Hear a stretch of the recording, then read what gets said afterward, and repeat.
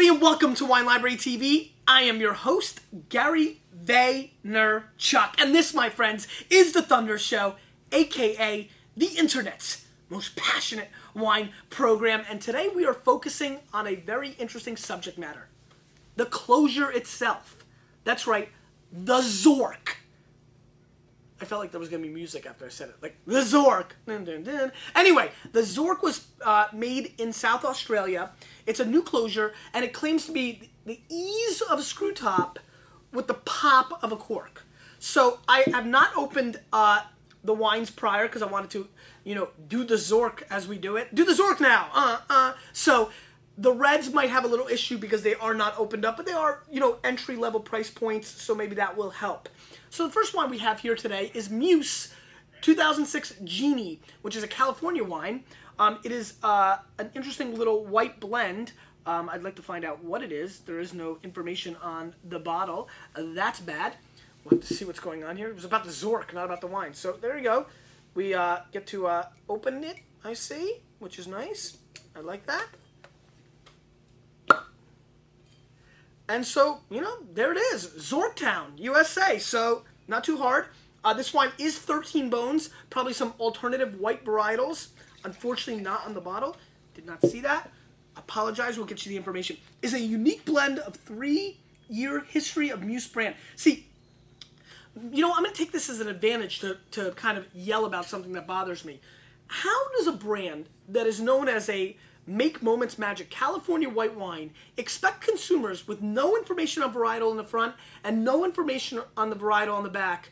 I don't know. Mystery does not look to me as, a marketing play. To me, it's a mistake, and I highly recommend all wineries, including them from traditional places like Brunello or Burgundy, to put on the back of the label the varietal. Consumers want it, consumers need it, and I'm going to scream about it.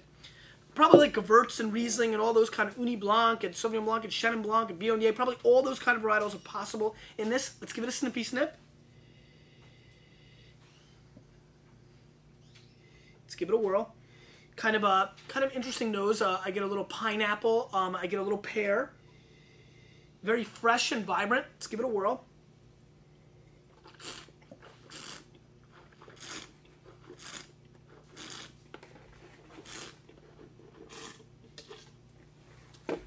Good acid coming through on the mouth.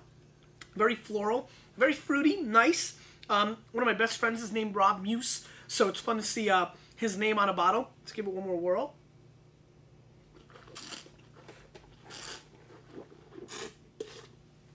I get a little apricot. Very Riesling Gewürztraminer-ish on the flavor profile. A little Chenin Blanc-like. Probably all wrong. We'll see what the varietal is later. But high acid. A little too much alcohol. Little fruity action. Nice wine, not bad. I scored 84 points. Run-of-the-mill stuff. 13 bones, a little pricey. But I gotta admit, the Zork was fun to use. Let's move on. So it's fun when they send in these wines. We don't carry any of these wines, by the way. Hey Mambo Bistro style wine, 2006, sultry red. Now this wine rolls in about $9 US. Now they did a good job. Chuck, can you zoom in on this? Thank you. See that? That's all it took. Meuse, that's all it took. Just a thumbprint of real estate. This is a blend of Barbera, Italian red varietal, Zinfandel Syrah, Petit Syrah, Carignan, and Alicante Bouschet. Very interesting. Real wild red blend. We're seeing more and more of that style coming out as grape prices vary. The Zork continues to be pretty easy. I gotta admit, the Zork people are the ones who sent us these wines.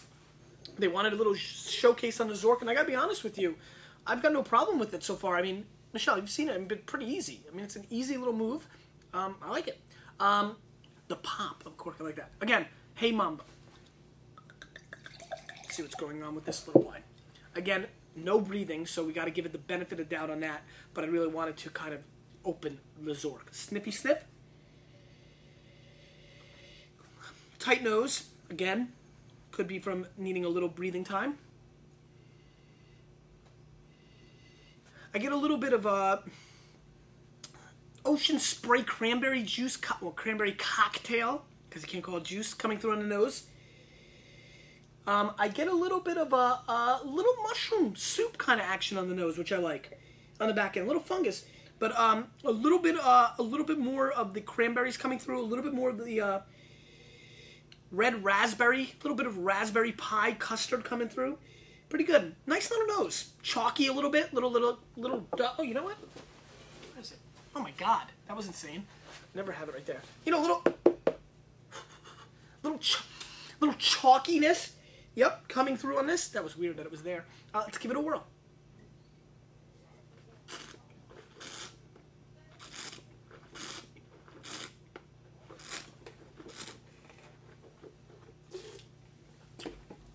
Good raciness.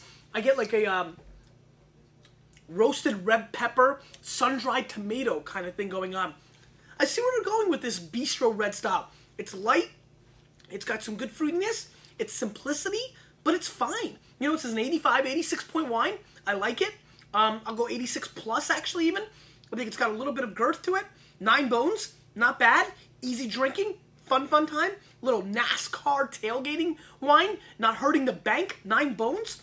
Very serviceable. Probably widely available in a lot of supermarkets. This is the kind of brand that, you know, those kind of places are going to buy. And nice job by Hey Mambo. You know, a little too marketing gimmicky. That's where they're going with it. That's fine. But at the end of the day, it's in the bottle a little bit. Not as smooth on the finish as I'd like. Wouldn't call it velvet. Would call it a little more like, I would definitely, and I wouldn't call it, you know, sandpaper. It's a little bit of a love child between the two. One more shot.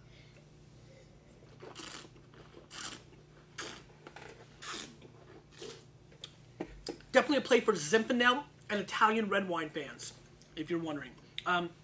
Drink now, don't put away. Doesn't need much breathing at all, maybe an hour. And I would pair this with lots of foods, burgers, chicken wings. This is just fun Thursday night football. Jets, Patriots, November 13th. Kind of wine. Let's move on. And finally, Red Knot. 2007 Cabernet Sauvignon from Australia. Little zoom in, Michelle. Oh, you're getting captivated. I like it. I thought you were bored of this show. You got into it a little there. Or maybe I put you to sleep with boredom. 12 bones. And let's use the Zork. The Zork is kind of cool. I mean, I've got to admit, it's definitely easy as heck to use. It's pretty good. I can see wineries Zorking it up in the future. Let's give it a little more. 12 bones, Cabernet, Australia. Good black color. Sniffy sniff. Still getting some of that, you know, sulfite kind of, you know, kind of opening up a little bit very quickly, just from the initial attack. Very young wine, 2007. I do get a very interesting little greeniness kind of thing going on, a little lettuce leaf coming through. I get black currant. Definitely cassis, a little oak coming through, but vanilla, not too bad. Aromatically very vibrant. Reminds me of a lot of $7 to $10 Australian Cabernet Sauvignon wines, if you know what I mean. Let's give it a whirl.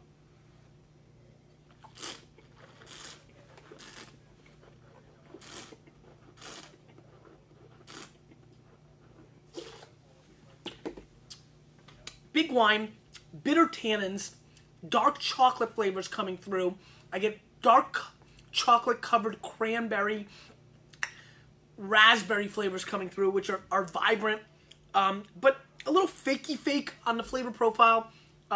Good mouthfeel, long finish, but a little bitter, a little awkward, disjointed. Definitely a wine I'd like to see how it acts in an hour or two. Unfortunately, this is about the Zork, so you're going to have to deal with it, Red Knot. I apologize.